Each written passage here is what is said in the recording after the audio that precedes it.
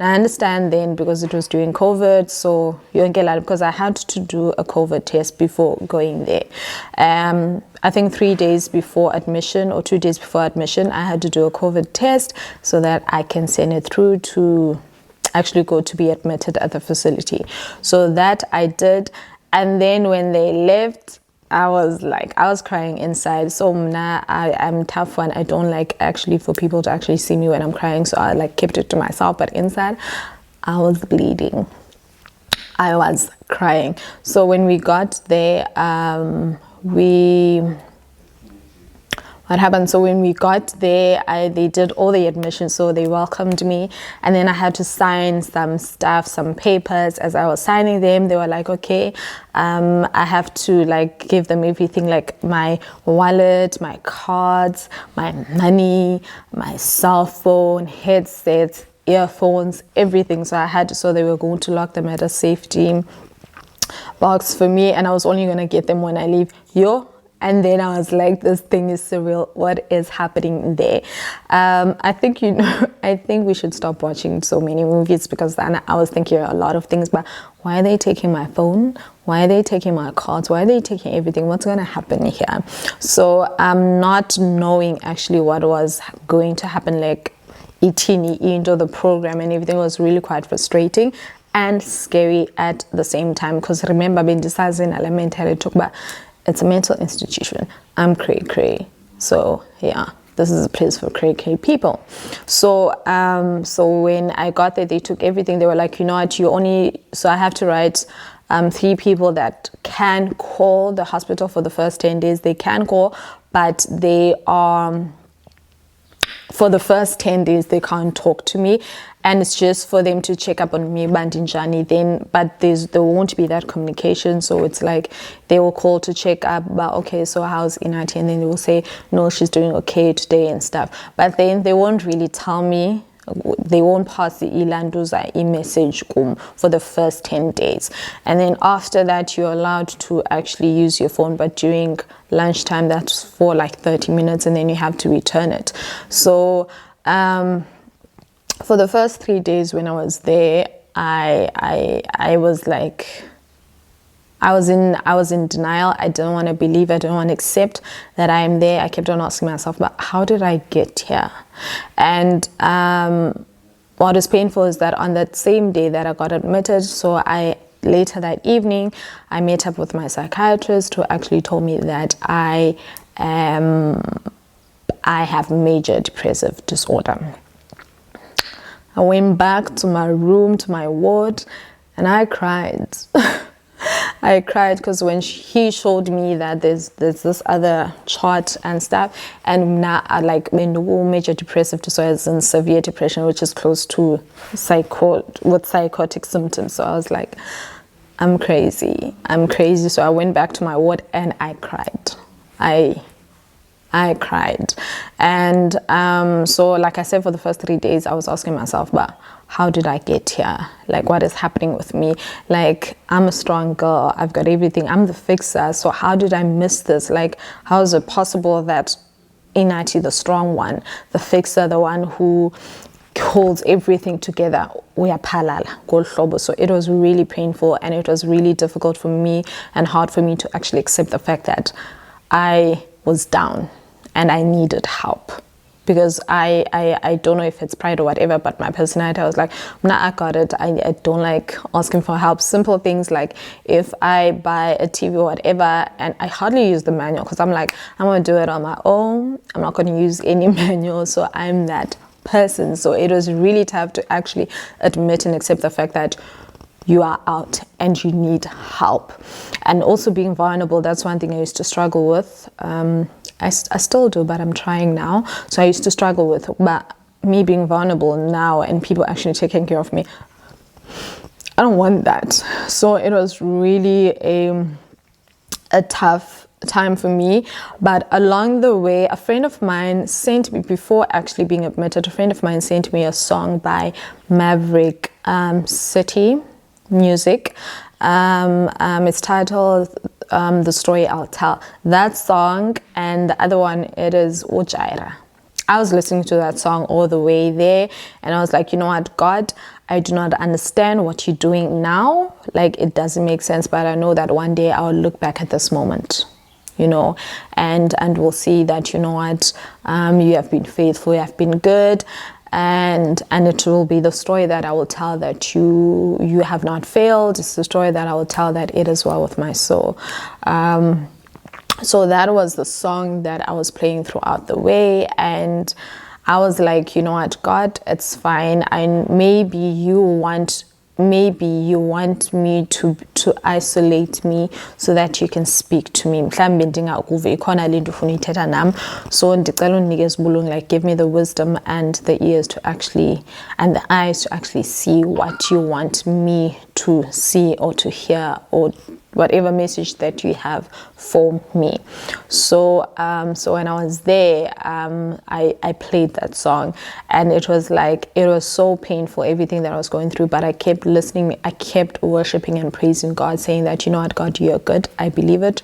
I know that you love me. I know that you are faithful God. You're merciful and gracious God. I do believe it, even though sometimes, well, in actual fact, even though at that point in time, it didn't feel like he was good.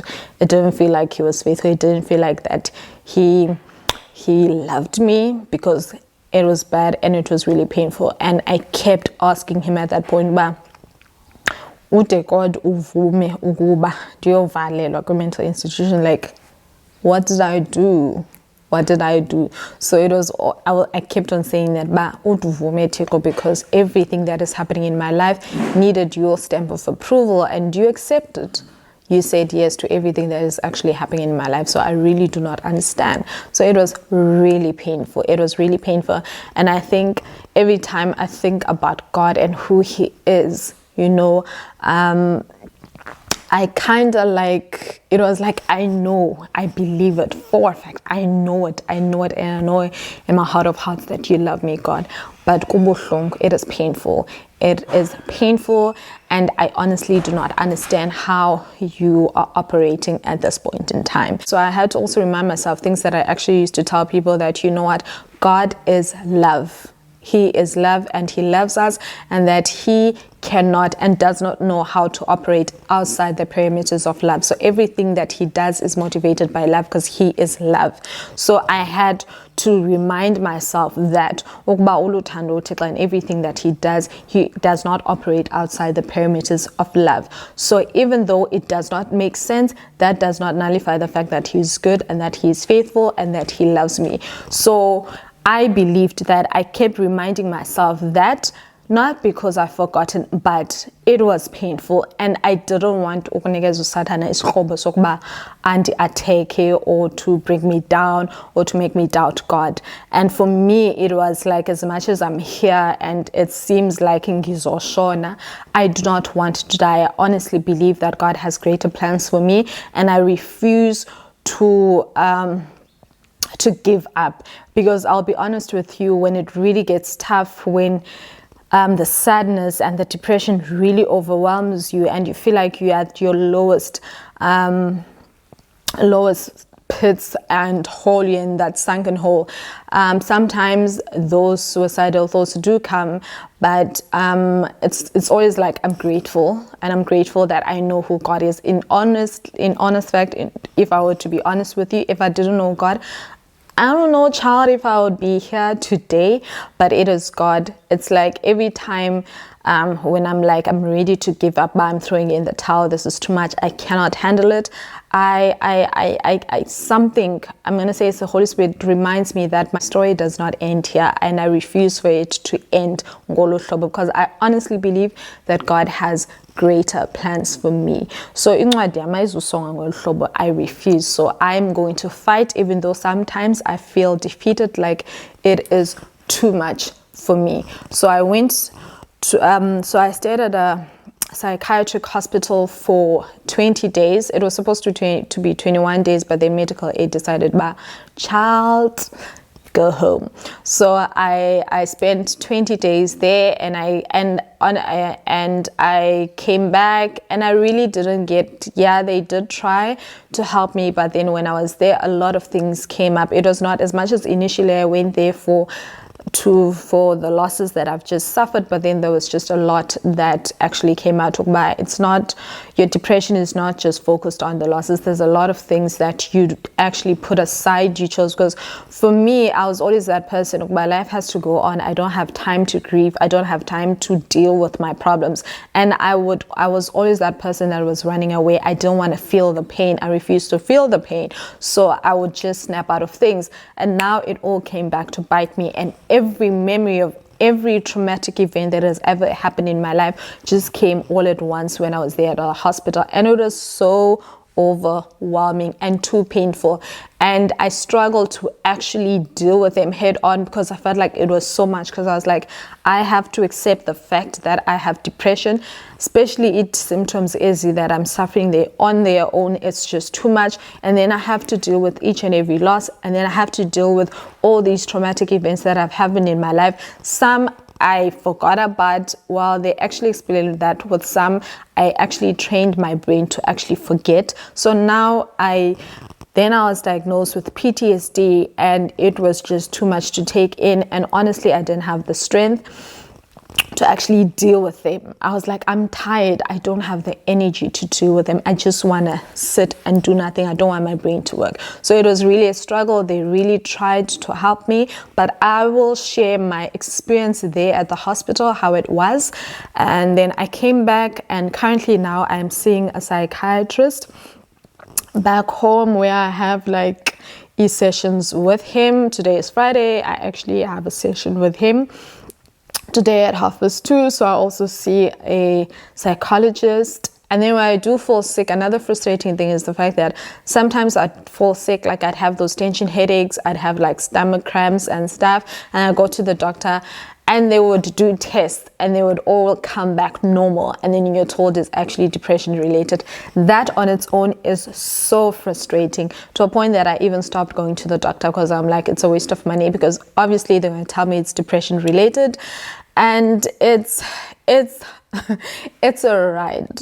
Depression is just too much. Like, it is too much. You can never fully understand. I always say that even with someone else who's suffering from depression, I cannot say I understand. I can only imagine about what you are going through. As much as you can say that they're common symptoms, but and yeah, it's too much. It is too much, and it's really tiring. It is really tiring. So yeah, I'm going to end here today. I'm actually in a rush because I have to go prepare for my consultation with my psychiatrist. So I'm going to end the video here.